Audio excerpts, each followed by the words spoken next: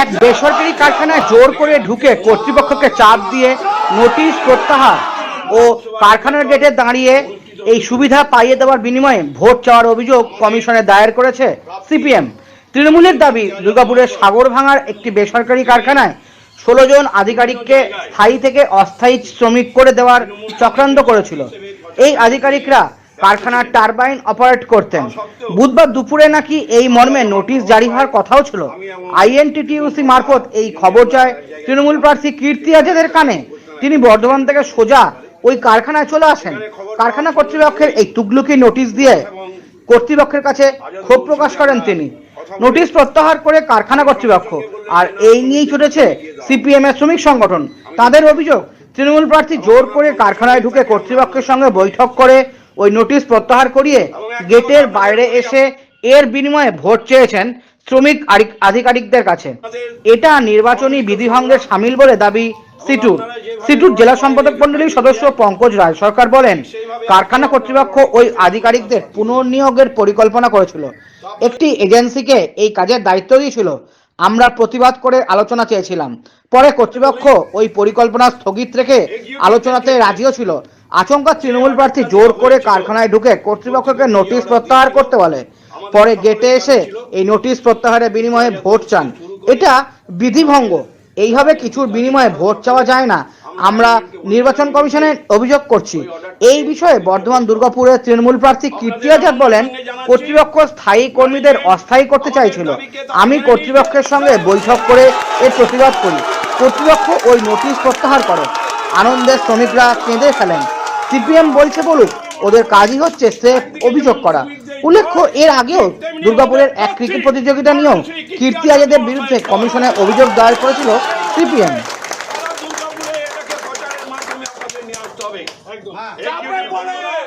আপনাদের বলবো, আপনারা সমস্ত জায়গায় প্রচার করুন।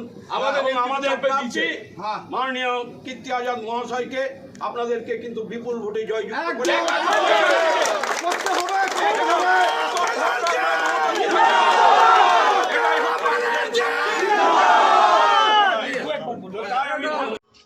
দেখুন, গ্রাফাইটের যে 16 জন অফিসারকে আজকে ওরা 4টের মধ্যে বলেছিল পোস্ট রেজিগনেশন জমা করতে।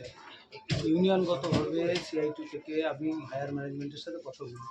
এই সমস্যার সমাধান প্রায় 12:30টার মধ্যে 1টার মধ্যে কমপ্লিট হয়ে যায়, এবং হয়ে যাওয়ার পর আমরা আমাদের ইউনিয়ন এবং যারা অফিসার্স আছেন তাদের জানাই। যদিও অফিসারদের ব্যাপারটা আমাদের ইউনিয়নের সম্পর্কযুক্ত নয়, তাও আমরা জানাই, যেহেতু যে ওদের স্থায়ী থেকে যে ঠিকাতে পরিণত করা হচ্ছে, তা আটকে দেওয়া হয়, পোস্টপোন করে দেওয়া হয় সমস্ত সিদ্ধান্ত।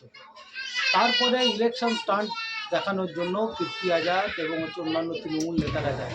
আমার প্রশ্ন সে যেতে পারে, কোথায় যাবে না যাবে আমার দেখার দরকার।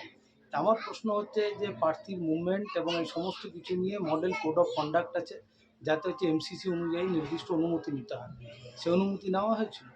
আমি যা জানতে পেরেছি, গ্রাফাইট কারখানা থেকে কোনো ইনফরমেশান ছিল না, কার্যত ফোর্সফুলি তারা প্রেমিসেসের ভিতরে ঢোকে, এবং প্রেমিসেসের ভিতরে তারা ম্যানেজমেন্ট ব্লক থেকে কীর্তি আজাদকে ভোটে জয়ী করার আহ্বান তোলে, এবং এই যে তারা বলে যে এটা আমরা আটকে দিয়েছি, তার বিনিময়ে ভোট দিন। এইটা একদম স্পষ্ট model code of conduct violation. আমরা লিখিত অভিযোগ মেল করেছি। আমরা যে ইলেকশন কমিশনারকে বলেছি অবিলম্বে ব্যবস্থা গ্রহণ করুন, এবং যে সংশ্লিষ্ট যারা আধিকারিক, পুলিশ, যাদের মুভমেন্ট নিয়ন্ত্রণ করার কথা, তাদেরও বিষয়টা যে তারা কি দায়িত্ব পালন করেছে কিনা সেটাও দেখা উচিত। আমরা কিছুক্ষণ আগে খবর পেলাম যে MMC এলাকা 23 নম্বর ওয়ার্ডের বাসিন্দা তৃণমূলের নেত্রী, তার হাজব্যান্ড এবং তিনি প্রতিনিয়ত তৃণমূলের মিছিল মিটিং হাঁটেন। তিনি আজকে দিলীপদার বিরুদ্ধে আজ মেন থানাতে, এজন থানাতে FIR করেছেন দিলীপদার বিরুদ্ধে। দিলীপদা কি কথা বলেছেন মমতা বন্দ্যোপাধ্যায়ের উপরে? তিনি বলছেন আমি সাধারণ মানুষের করছি, এটা তৃণমূলের চক্রান্ত। खिलाफ कमीशन में जा रहा है। उन्होंने तो एक बार बिग बैश पर भी मेरा नाम ले दिया था। हम एक भारत के आम नागरिक हैं और जनप्रतिनिधि रहे हुए हैं, 3 बार सांसद रहे, 1 बार विधायक रहे। यदि हमारे पास लोग आते हैं और अपनी समस्या के समाधान के लिए कहते हैं, तो मेरा दायित्व तो बनता है कि अगर हम जनप्रतिनिधि हैं तो हम जाएं। हमको बुलाया, हम गए। न तो हमने नॉमिनेशन किया है, न तो अभी तक स्क्रूटिनी हुआ है, कुछ नहीं हुआ है। एक आम नागरिक कहीं भी जा सकता है, आप लोग भी जा सकते हैं, जो लोग दर्शक लोग देख रहे हैं आपके लोकप्रिय चैनल को, वो लोग भी जा सकते हैं और जाकर के लोगों के साथ उनके सुख दुख में खड़े हो सकते हैं। अब ग्रेफाइट इंडिया ने टरबाइन ऑपरेटर्स जो परमानेंट हैं उनको कॉन्ट्रैक्ट पे लेने का बात किया था। अब सरकारी संस्था में तो हम भी सेल में काम कर चुके हैं, बोकारो स्टील में। हम जानते हैं कि आपका एक बेसिक पे होता है, आपको इंक्रीमेंट मिलता है, आपको बोनस मिलता है, आपको हाउस रेंट अलाउंस मिलता है, आपको TADA मिलता है, आपको हेल्थ फैसिलिटी मिलता है। ऐसे परमानेंट एम्प्लॉयज़ को मिलता है। तो इस जिम्मेवारी से यदि कोई अपने आप को पीछा छुड़ाना चाहे और कॉन्ट्रैक्ट देना चाहे तो ये उचित नहीं था। तो हमने यही बात करने के लिए गए थे कि जो लोग मेहनत करते हैं, सुबह से शाम तक दिन रात 24 घंटे कंपनी के लिए काम करते हैं, उनके साथ यह अन्याय नहीं होना चाहिए। हमने इस बात को रखा, इस बात को कंपनी ने समझा और समझ करके अपना डिसीजन उन्होंने वापस लिया। तो हम तो जाकर अनुरोध कर सकते हैं, तो हमने अनुरोध किया, उन्होंने वापस लिया और जो वहाँ के कर्मी लोग हैं ग्रेफाइट इंडिया के, उनको न्याय मिला।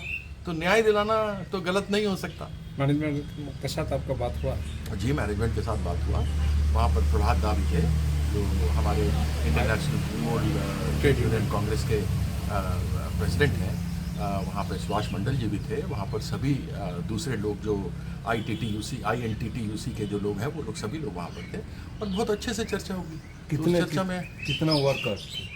इसमें सैकड़ों हैं जो टरबाइन वहाँ चलाते उन्होंने हैं। कहा कि कितना आदमियों को ये किया था, कैजुअल कर दिया था? उसमें सैकड़ों थे, नंबर तो हमको नहीं मालूम है, लेकिन सैकड़ों हैं जो टरबाइन चलाते हैं और उनके शिफ्ट्स होते हैं। और उस प्रकार से अगर किसी के लिए करे कोई तो एक प्रसन्नता होती है, इंसानियत के नाम पे तो करना प्रॉब्लम सॉल्व हो चाहिए। गया जो बिल्कुल सॉल्व हो गया, उसको वापस ले लिया उन्होंने। और वापस लेने के बाद लोग भी मिले, उनके आंखों में आंसू था, हमारे आंख में भी आंसू आ गया, हम भी इंसान हैं। तो खुशी होती है, प्रसन्नता होती है यदि किसी के लिए आप कुछ कर सकें भला, तो इससे बढ़िया और क्या होता है। কোথাও কি ভোটের भला तो हो লাভ भला। পাবেন? কোথাও কি वोट के लाभ के लिए हर एक चीज़ नहीं किया जाता है, कुछ एक चीज़ इंसानियत के नाम पर भी किया जाता है और वो उनके ऊपर निर्भर करता है कि वो किस प्रकार से देखते हैं। बहुत लोगों की आंखों में आंसू भी थे और वो देखा तो हमारे आंख में भी आंसू आ गया। तो एक इंसानियत के नाम पे कोई कुछ कर सकता है तो अवश्य करना चाहिए। এক্সিকিউটিভ যারা আছেন, অনেকে এক্সিকিউটিভ যারা দাঁড়িয়ে আছেন, আমি দুর্গাপুর থেকে নিয়ে আসছে প্রতিনিধির report, news I-24। Circular withdraw হয়ে গেল। আপনারা যেমন